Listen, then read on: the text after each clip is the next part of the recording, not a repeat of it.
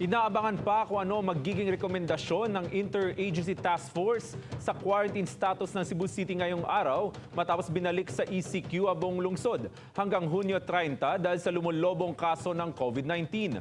Samantala, kinumpirma ni Attorney Ray Gialon, spokesman to the mayor sa press briefing, na 67 ng mga kawani ng Cebu City Hall ang nahawa ng COVID-19 at 4 ang nasawi. Sa ngayon, umabot na sa 5,494 ang confirmed COVID-19 cases sa lungsod ng Cebu.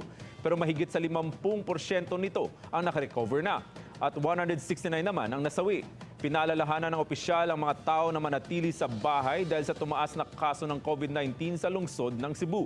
Base sa pinakahuling datos ng Cebu City Health Department, may 353 na bagong kaso ng COVID-19 sa lungsod ng Cebu ngayong araw.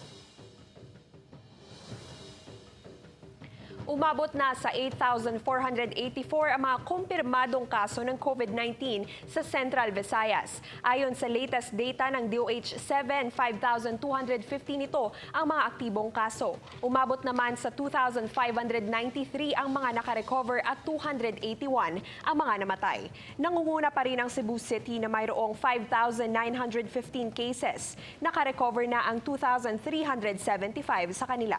Pumangalawa ang probinsya ng Cebu na umaabot na sa 1,120 ang mga kaso.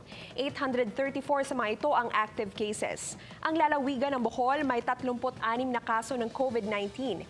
Nananatili sa 32 na kaso naman sa lalawigan ng Negros Oriental. Samantalang napanatili ng Siquijor Province na 0 case ang kanilang lugar.